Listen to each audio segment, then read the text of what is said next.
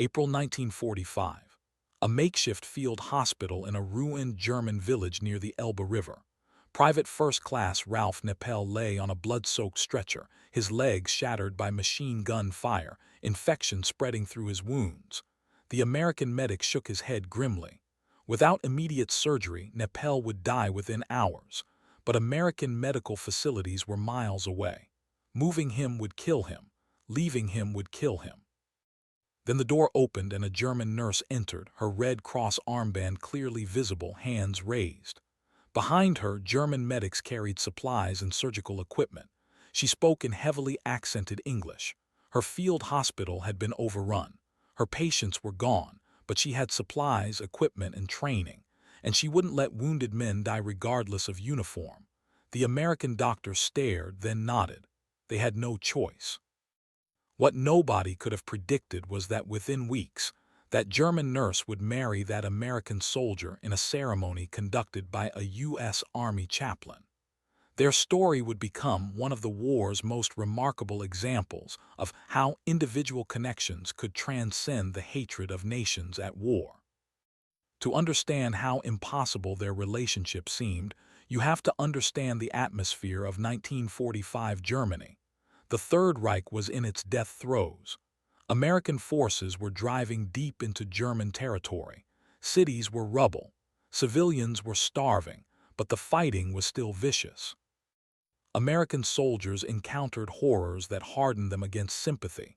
The concentration camps were being liberated. Dachau, Buchenwald, Bergen-Belsen. American troops saw emaciated survivors, mass graves, gas chambers. The experience fundamentally changed how they viewed Germans. Official U.S. military policy reflected this. Fraternization with German civilians was strictly forbidden. Soldiers couldn't speak to Germans except officially, couldn't accept hospitality, couldn't show kindness. The policy was so strict that giving candy to a German child could mean court-martial. This made perfect sense militarily. You couldn't fight effectively if you sympathized with people trying to kill you. Private First Class Ralph Neppel's war had been brutal from the start. He'd landed in France in late 1944, fighting through some of the most intense combat of the European War. He was a typical draftee, scared, exhausted, just trying to survive. In early April 1945, his unit was pushing through a German village when they encountered heavy resistance. Neppel charged a machine gun position with grenades, drawing fire from his squad. He got close enough to throw 2 grenades before the gun found him. Multiple rounds tore through his legs, shattering bone and severing arteries. His squad recovered him, but his condition was critical. The battalion surgeon concluded that without proper facilities, amputation of both legs might be necessary. Even that might not save him. Infection was already setting in. The tactical situation complicated everything.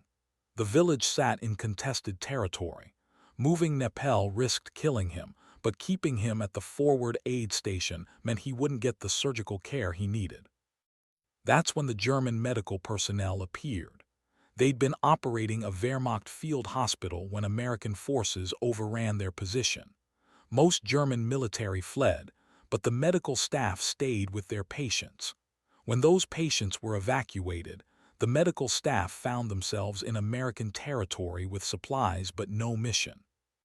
The senior German nurse was Anneliese Schmidt, a 28-year-old who trained in Berlin before the war. She'd volunteered for military medical service in 1939, working in field hospitals on the Eastern Front in France. But Anneliese had never been political. She wasn't a Nazi Party member. She believed in the Hippocratic Oath, the duty to heal regardless of who the patient was. Her approach to the American aid station was extraordinarily brave or foolish. American soldiers had every reason to shoot first, but Anneliese calculated that her Red Cross armband and raised hands would communicate her intentions. She was correct, but barely. The American battalion surgeon, Captain James Morrison, faced an impossible decision. Official policy prohibited fraternization, but he had wounded men dying. The German nurse was offering supplies, equipment, and trained personnel.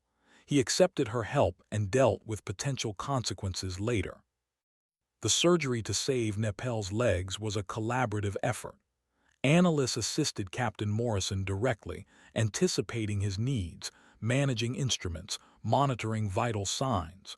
Her training was excellent. The operation lasted 6 hours. They saved Neppel's legs and probably his life. During recovery, Anneliese continued caring for Neppel and other wounded Americans. The aid station became a strange bubble where normal wartime rules were suspended. German medical personnel worked alongside Americans. The American soldiers initially treated Anneliese with suspicion, but professional competence gradually overcame prejudice. Neppel was delirious for days. Infection was the biggest threat. Anneliese monitored him constantly, changing dressings, administering antibiotics, cooling his fever.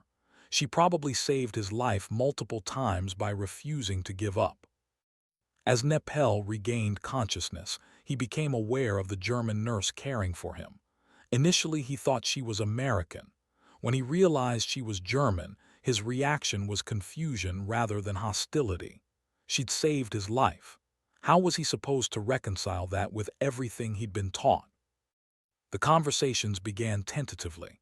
Anneliese's English was limited but functional. They communicated in simple sentences and gestures.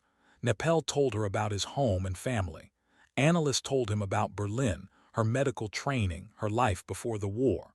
What emerged was recognition of shared humanity. She wasn't a Nazi monster.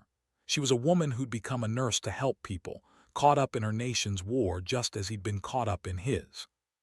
For Neppel, this was profoundly disorienting. He'd been trained to see Germans as enemies, not individuals. Meeting Anneliese forced him to acknowledge complexity he'd been avoiding. This particular German woman had saved his life at risk to herself and was caring for him with genuine compassion. As weeks passed and Neppel recovered, a deeper connection developed. It wasn't love at first sight. It was gradual recognition that despite everything that should have kept them apart, they understood each other. They'd both seen war's horror.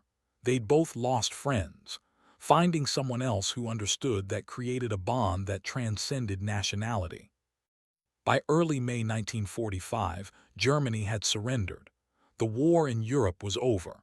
Neppel faced months of recovery and uncertain future. What he did know was that he didn't want to leave Anneliese behind. The non-fraternization policy was still in effect, but enforcement was becoming inconsistent. Neppel proposed to Anneliese in late May 1945. It was unromantic, two people in a ruined German village, surrounded by destruction, with no clear future beyond knowing they wanted to face it together. Anneliese said yes, though both knew the challenges. American regulations prohibited marriages between U.S. soldiers and German nationals. Cultural prejudice ran deep. Neppel's family wouldn't understand. Getting permission required navigating bureaucracy not designed for such requests. Each level of command questioned whether this was appropriate. Eventually, permission came through, partly because Anneliese had saved American lives, partly because the military was softening its fraternization stance. The wedding took place in June 1945, conducted by a U.S. Army chaplain. American soldiers attended, some genuinely happy, others uncomfortable. German civilians watched from a distance, equally conflicted. The bride was German, the groom American, former enemies now married. The marriage created immediate complications. Anneliese couldn't simply move to America. Immigration regulations and bureaucratic obstacles meant the process would take months or years. Neppel faced medical discharge and return to the United States, while Anneliese would remain in occupied Germany, waiting. When Neppel returned to America in late 1945, he faced his family's reaction. His parents struggled to understand how their son could marry a German woman after everything Americans had learned about Nazi atrocities. The explanations were difficult and not entirely successful. Some family members accepted Anneliese eventually. Others never did. Anneliese's wait in Germany was difficult. She lived in occupied territory, dealing with shortages and chaos. She was ostracized by some Germans for marrying an American. She was viewed with suspicion by American authorities. She endured it all, sustained by letters from Neppel. The immigration process took nearly 2 years. Special legislation eventually allowed German nationals married to American servicemen to immigrate outside normal quotas. Anneliese arrived in America in 1947. Her arrival was both relief and culture shock. The country hadn't been bombed. Food was abundant. Buildings were intact. Anneliese found herself in a foreign country, speaking limited English, facing a community suspicious of Germans. The early years were difficult. Neppel struggled with disability and trauma. Anneliese struggled with language and cultural adjustment. They faced discrimination. Some businesses refused to serve Anneliese when they heard her accent. Some neighbors ostracized them. But they persevered. Neppel found work despite his disabilities. Anneliese improved her English and found nursing work. They had children, built a home, and created a life that had nothing to do with the war that brought them together. Their story remained largely private for years. Post-war America wasn't interested in complicated narratives about Germans. Neppel and Anneliese didn't publicize their story. They simply lived their lives. Only in later decades did stories like theirs receive attention. They represented thousands of similar relationships, American soldiers and German women who found connection despite everything that should have kept them apart. These relationships challenged simple narratives about enemies and allies. Neppel and Anneliese's marriage lasted until Neppel's death in 1989, over 40 years together. They raised children who were both American and German in heritage. Their grandchildren knew the story of how their grandparents met, the American soldier and the German nurse who saved his life, and then shared it. Anneliese lived into the 21st century. In her final years, she gave interviews about her experiences, describing the war from a German medical perspective few Americans had heard. She talked about treating wounded soldiers, about the horror of the Eastern Front, about her decision to help Americans despite the risk. She never apologized for being German, but never minimized what Germany had done. The fundamental lesson of their story is that even in total war, individual human connections can transcend national hatreds. Propaganda dehumanizes enemies, but actual contact reveals complexity that propaganda erases. Anneliese wasn't the enemy when saving Neppel's life. She was a nurse doing her job. He wasn't the enemy when bleeding on her operating table. He was a patient who needed help. Their marriage proved that human capacity for connection is stronger than political forces that drive nations to war. It proved that love can emerge from the most unlikely circumstances. And it proved that the categories we use in wartime, enemy and ally, us and them, are inadequate for describing human experience. Today, their story stands as testament that even in humanity's darkest moments, individuals can choose compassion over hatred, understanding over prejudice, and connection over division. The American soldier and the German nurse who married on a battlefield built a life that transcended the war that brought them together.